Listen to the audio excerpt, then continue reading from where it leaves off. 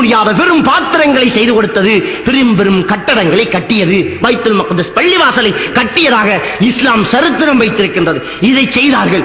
இதற்கு பின்னால் யாருக்கும் ஜின்னை வசியம் பண்ண முடியாது. நாயகம் பெருமானார் ஸல்லல்லாஹு அலைஹி வஸல்லம் அவர்கள் தொழுது கொண்டிருக்கின்ற போது கையை நீட்டி ஏதோ பிடிப்பதற்காக முற்படுகின்றார்கள். சஹாபாக்கள் எல்லாம் திகைத்து போகின்றார்கள். விழிகள் எல்லாம் வில் புருவங்களாக மாறிவிடுகிறது. அல்லாஹ்வுடைய தூதர் அவரிடத்திலே கேட்கின்றார்கள், யா ரசூலல்லாஹ், தொழுகின்ற போது உங்களுடைய கைகள் நீண்டது, அதை ஏதோ ஒன்றை பிடிக்க பார்த்தது, என்ன காரணம் யா ரசூலல்லாஹ் என்று கேட்டார்கள். ஸல்லல்லாஹு அலைஹி வஸல்லம் அவர்கள் என்ன பதில் சொன்னார்கள் தெரியுமா? தோழர்களே, இந்த ஜின் என்னிடத்திலே நெருப்பு கங்குகளை எறிந்து சேட்டை செய்து கொண்டிருந்தான். அவனை பிடித்து இந்த தூணிலே கட்டி வைக்க மனம் நாடியது. ஆனால் சுலைமான் அலைஹிஸ்ஸலாத்து வஸ்ஸலாம் அவர்களுடைய பிரார்த்தனை முந்திவிட்டது, எனக்கு ஞாபகம் வந்து விட்டது என்றார்கள். ஆக சுலைமான் அலைஹிஸ்ஸலாத்து வஸ்ஸலாம் அவர்களுக்கு பின்னால் யாருக்கும் ஜின்னை வசியம் பண்ண முடியாது என்பது அல்லாஹ்வுடைய தூதர் அவர்கள் சொல்லி தந்த விடயம். வசியம் பண்ணினால் ரத்ன கற்கள் தோண்டட்டுமே பார்க்கலாம், வசியம் பண்ணினால் மாணிக்க கற்களை எடுக்கட்டுமே பார்க்கலாம், வசியம் பண்ணினால் ஒரு ஃபேக்டரி நடத்தட்டுமே பார்க்கலாம், வசியம் பண்ணினால் ஒரு கட்டடம் கட்டட்டுமே பார்க்கலாம். ஏன் நம்முடைய பின்வளவுகளிலே தோண்டி குப்பிகள் எடுக்கின்றார்கள் 20 ரூபாய் 30 ரூபாய்க்காக. அன்புக்குரிய இஸ்லாமிய சகோதரர்களே, 15 ஆண்டுகள் நாம் ரிலேஷிலே போய் பார்த்தால் அப்போது இருந்த ஜின்கள் எல்லாம் வெறும் புறவளவுகளை தோண்டி போத்தல்கள் தான் எடுத்தது.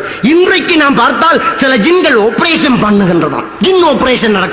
சில ஊர்களிலே கிரிபாவை என்ற ஒரே ஊரிலே 3 பேர் மரணிக்கின்றார்கள். ஜின் ஆபரேஷன் பண்ணின 3 பேர். எங்கே நிவாரணம் கிடைத்தது சகோதரர்களே? சிந்தித்து பாருங்கள். ஆபரேஷன் பண்ணக்கூடிய ஜின்கள் எந்த மெடிக்கல் காலேஜிலே படித்தது என்று நான் கேட்கின்றேன். அன்புக்குரிய இஸ்லாமிய சகோதரர்களே, ஜின்னை வசியம் பண்ணுகின்றோம் என்பதற்கு அவர்கள் சாட்டி சொல்கின்றார்கள். சூரத்தில் ஜின்னை 100 முறை ஓதினால் ஜின் வசியமாகுமா? சூரத்தில் ஜின்னை 100 முறை ஓதினால் ஜின் வசியமாகுமா? சூரத்தில் நிசாவை 100 முறை ஓதினால் என்ன நிலைமை சகோதரர்களே? சிந்தித்து பார்க்க வேண்டும். பெண்கள் எல்லாம் வசியமாகி விடுவார்களே, அனைத்து பெண்களும் அடங்கி விடுவார்களே. அதை விடுங்கள், சூரத்தில் ஃபீலை ஓதினால் என்ன நிலைமை? சின்னோரு அத்தியாயம், யானையின் அத்தியாயம். இந்த சூரத்தில் ஃபீலை ஓதிவிட்டு காட்டுக்குள் போய் ஆணைகளா வாருங்கள் என்றால் அத்தனை ஆணைகளும் ஊருக்குள் அணிவகுப்பு நடக்கும் அல்லவா? என்ன தத்துவம் பேசுகின்றார்கள் சகோதரர்களே? அல்லாஹ்வுடைய தூதருக்கு தெரியாத தத்துவமா இது? சரி, அதையும் விடுங்கள். சூரத்தில் நாஸ் என்று ஒரு சின்னஞ்சிறிய அத்தியாயம் இருக்கின்றது. குல் அஊது பிரப்பின் நாஸ். இதை 100 தரம் ஓதினால் எனத்துக்கு தேர்தல் நடத்த வேண்டும், எதற்கு போஸ்டர் ஒட்ட வேண்டும், எதற்கு மேடை போட வேண்டும், அத்தனை மக்களையும் அடக்கினால் ஒன்றுக்கே ஓட்டு போடுவார்களே. ஏன் சகோதரர்களே, இந்த விஷயங்களை எல்லாம் நாம் சிந்திக்க தவறிவிட்டோம். ஜின்களால் வைத்தியம் மட்டும்தான் செய்ய முடியுமா? ஜின்களால் குறிசாத்திரம் மட்டும்தான் செய்ய முடியுமா? ஜின் ஹோட்டல் என்று ஒரு ஹோட்டலை நடத்தி வெறும் பிளேட் பறந்து வரும். பிரியாணி கேட்டால் பிரியாணி வரும், நீ கேட்பதெல்லாம் வரும். சூப்பு கோப்பை தானே வரும். சாப்பிட்டு முடிந்தால் எச்சில் தண்ணி பறக்கும். வெயிட்டர் 100 ரூபாய்க்கு மிச்ச காசு வரும். 1000 ரூபாய் நோட்டு கொடுத்தால் மீதம் வரும். காசு கொடுக்காமல் நழுவுவனின் சேட்டை பிடித்து இழுக்கும். ஏன் செய்துவார்? ஜின் ஹோட்டல் நடத்திப்பார். ஜின் என்று வைத்து ஜின் பத்திரிகை, ஒரு பத்திரிகை நடத்திப்பார். இதையெல்லாம் செய்ய மாட்டாயா நீ?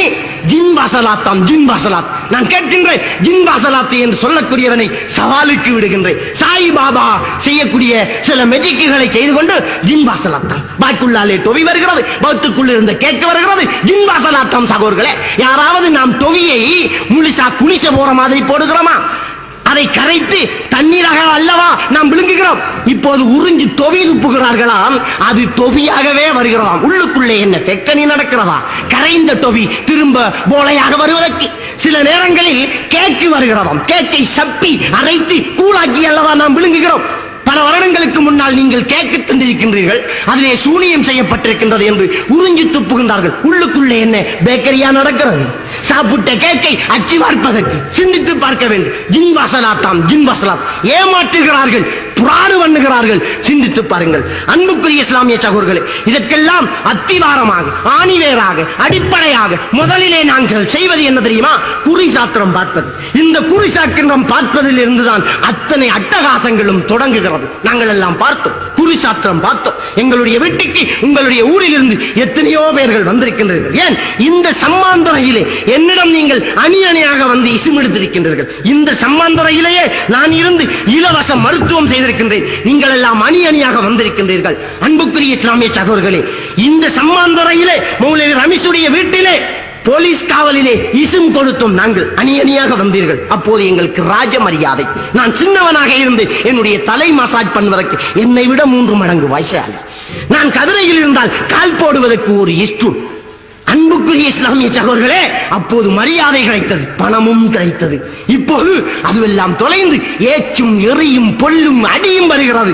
ஏன்? ஹக்கை சொன்னதற்காக. சம்பாதிக்க தெரியாமல் பேசுகிறோமா? சிலர் சாட்டி சொல்கின்றார்கள், இவர்களுக்கு வெளிநாட்டில் இருந்து பணம் வருகிறதாம். பணத்துக்காக ஆசைப்பட்டால் வெளிநாட்டு பணத்தை விட அதிக பணம் உங்களிடம் இருந்தே கரைக்கலாம், கறக்கலாம். சிந்தித்து பாருங்கள். இதையெல்லாம் விட்டு விட்டு வந்திருக்கின்றோம் என்றால் தீனுக்காக, இஸ்லாத்துக்காக. சரி, வெளிநாட்டு பணம் யூத பணம் என்று ஒரு காலத்தில் அட்டகாசம் பண்ணினார்கள். அதே யூதன் இன்றைக்கு பள்ளி வாயலிலே வந்து வாகனத்தை பார்க் பண்ணிவிட்டு பால் பட்டி கொடுத்தானே, என்ன சொல்ல போகின்றீர்கள்? அன்புக்குரிய இஸ்லாமிய சகோதரர்களே, அரபி கொடுத்தால் அது யூத பணம், யூதனே வந்து கொடுத்தால் அது நிவாரண பணமா? சிந்தித்து பாருங்கள். இஸ்லாமிய சகோதரர்களே, நன்றாக கவனியுங்கள். அல்லாஹ்வுடைய தூதர் அவர்கள் சொன்னார்கள், மன் அத்தா கஹினன் அவ் அர்ராஃபன் வ ஸத்தக பிமா யகுல் ஃபகத் கஃபர பிமா உன்ஸில அலா முஹம்மத். யார் குறிகாரன் சாத்திரகாரனிடம் போய் அவன் சொல்வதை உண்மை என்று நம்புகின்றானோ அவன் குர்ஆனை நிராகரித்து விட்டான். அல்லாஹ்வுடைய தூதர் மீது அனுப்பப்பட்ட குர்ஆனை நிராகரித்து விட்டான். ஒரே பதில், ஒரே வார்த்தை நாயகம் ஸல்லல்லாஹு அலைஹி வஸல்லம் அவர்கள் சொன்னது. கண்ணிலே ஒத்துகின்றோமே, கண்மணி ஸல்லல்லாஹு அலைஹி வஸல்லம் அவர்கள். கலாச்சாரத்தில் சிறந்தது அல்லாஹ்வுடைய தூதருடைய கலாச்சாரம் என்று நாம் ஒவ்வொரு பள்ளி வாயல் மிம்பர்களுக்கு பக்கத்திலே நின்று முழங்கினோமே, அந்த ஸல்லல்லாஹு அலைஹி வஸல்லம் அவர்கள் சொன்னார்கள், தீன் என்பது அல்லாஹ்வுடைய கட்டளை, ஸல்லல்லாஹு அலைஹி வஸல்லம் அவருடைய வாழ்க்கை வழிமுறை என்று சொன்னோமே, அந்த ஸல்லல்லாஹு அலைஹி வஸல்லம் அவர்களுடைய கலாச்சாரம் என்ன சொன்னார்கள்? யாரு குறிகாரன் சாத்திரகாரனிடம் போய் அவன் சொல்வதை உண்மை என்று நம்புகின்றார்களோ அவன் ஃபகத் கஃபர பிமா உன்ஸில அலா முஹம்மத் ஸல்லல்லாஹு அலைஹி வஸல்லம் அவர்கள் மீது அருளப்பட்ட குர்ஆனை நிராகரித்து விட்டான் என்று கண்மணியான ஸல்லல்லாஹு அலைஹி வஸல்லம் அவர்கள் சொன்னார்களே, என்ன பதில் சொல்ல போகின்றோம்? எத்தனை பேர் வரிசையாக நின்று நிராகரிப்பாளராக மாறுகின்றார்கள்? எத்தனை பேர் நம்பர் எடுத்து டோக்கன் எடுத்து காவியராகி கொண்டிருக்கின்றார்கள்? குர்ஆனை நிராகரித்துக் கொண்டிருக்கின்றார்கள். குர்ஆனை மட்டும் நிராகரித்து விட்டு சொர்க்கம் நுழைந்து விடலாமா? குர்ஆனை நிராகரித்தால் தானே அபூ ஜஹிலை நாம் திட்டித் தள்ளுகின்றோம். குர்ஆனை நிராகரி